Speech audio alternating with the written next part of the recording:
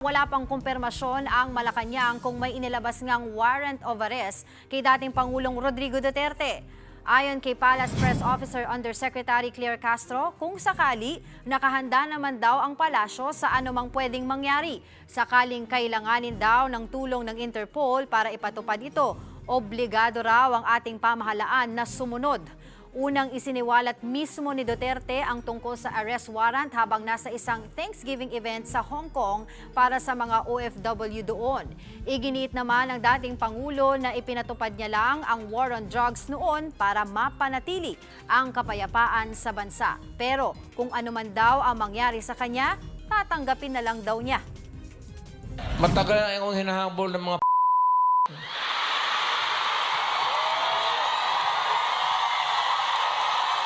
ano man ang kasalanan ko, na ginawa ko man ang lahat sa panahon ko para may konting katahimikan at mapayapa ang buhay ng Pilipino. Ang problema nito,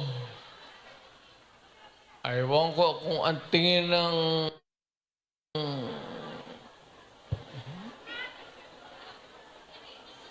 ako'y raw yung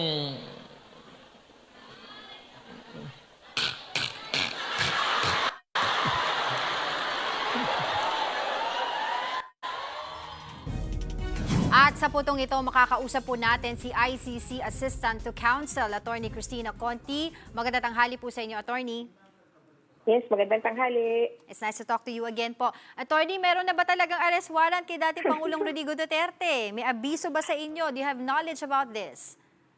Alas 12 na sa Pilipinas, 6 o'clock a.m. sa The Hague, wala pang balita na malinaw na may warrant of arrest. Kaya itong mga chismis o sabi natin balibalita, until now, unconfirmed.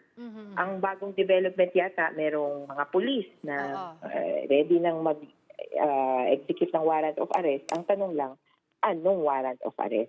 Oo. Pero sa inyo po, wala po bang po pwedeng sa inyong hane, hindi nyo po talaga malalaman kung meron talagang nakabinbin na lalabas na arrest warrant mula sa ICC? Hindi kasi kami required na sabihan. Dahil ano ba namang role namin sa enforcement ng warrant o pag-aresto ng tao. Mas ang involved talaga dyan, dapat yung police o kaya yung gobyerno na may hawak doon sa police. Ang posibleng sabay-sabay nating malalaman yan kapag in-announce ng prosecutor ng ICC na meron nang warrant of arrest. Pero kanina, di ba, Angela, medyo naano ko yun na mas okay na hindi na lang i-announce, arestado na kaagad, kaysa sa salita pa, action na kaagad. Oo. Pero meron bang possibility na kaya ganito may mga nag-leak na information ay may natanggap po na komunikasyon ang kampo ni PRRD? Posible na merong nagbanggit sa kanila, nagsabi sa kanila, posibleng meron ding parang nagtatakutan lang, kumbaga na, uy, warrant na daw, uy, talaga. Hindi ko masabing, kumbaga, A1 yung information dahil kung si PRRD ang tatanungin, hindi naman siya ayaw naman yung mag-cooperate sa ICC. O bakit ngayon may contact siya? Ayon sa proseso, makikita na lang yung warrant niya, yung warrant of arrest, kung sinuserve na sa kanya o pinapakita na, o alika na, hulihin ka na. At isang posibleng nakikita ko, dahil alam mo naman, dating presidente yan, at vice president ang anak, may nagchuchu, kumbaga, sa Philippine government, sa loob ng gobyerno natin, na isa sa mga unang sasabihan tungkol sa warrant of arrest, merong nagsabi na, uy, meron ka na ditong warrant of arrest. Hindi ko isasantabi yung ganong posibilidad kasi talagang mainit ngayon ang kanilang bangayan. Ang kanilang breakup of the year. So merong ang possibility yan. Pero attorney, meron po ba tayong alam tungkol dun sa sino ba talaga yung direct respondent nitong arrest warrant na to? Yung mga pangalan na una nang na-float, pero yung tatlong pangalan na nasa official documents ng ICC sa ngayon, doon pa lang sa request para buksan ng investigation. Kasi ang stage natin ngayon, tanong ay sino ang responsable or most responsible. Right. Binanggit na doon Duterte, Bato, at Albayalde. Okay. Itong tatlong pangalan ang pagsisimulan ng anumang investigasyon. Aha. Later on, nakarinig tayo na merong mga iba pang sinasama, sina Romeo Caramat, Eleazar Mata, at si Edelberto Leonardo. Ito ay mga pulis na nandun sa mga partikular na posisyon sa Napolcom. Oo. Tapos, yung dalawa ay posibleng in charge sa mga patayan sa Metro Manila at saka sa Bulacan. Mm-mm. Ito yung mga one-time, big-time operation. Right. So, sa ganong pag-float ng mga pangalan, again, unofficial, Yeah. madadama mo na talagang kumikilos yung ICC. Ang tanong lang, kailan nila makukumpleto itong mga pangalan? Oo. Yung possibility, nakasama rin po si secondary siguro, respondent, si Vice President Sara Duterte. Hindi ko maano na parang huhulihin din ba? Hindi ko masigurado.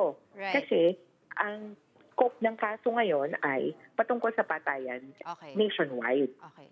At yung nationwide, baka hindi ko alam kung anong role niya.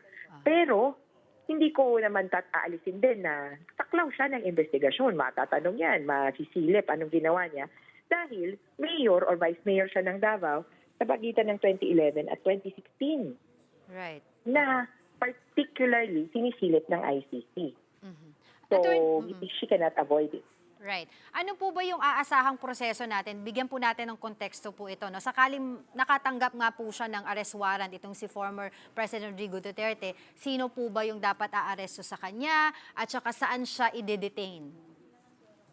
Pulis ng anumang bansa, kung nasaan siya, ang mag-i-execute ng warrant. Kung nandito siya sa Pilipinas, nasa Davao, di Pulis Pilipinas, Davao Police, to be particular. Kung nasa Hong Kong siya, di dapat Hong Kong Police. Ang ganitong patakaran kasi ay pagkilala doon sa soberanya ng bawat isang bansa.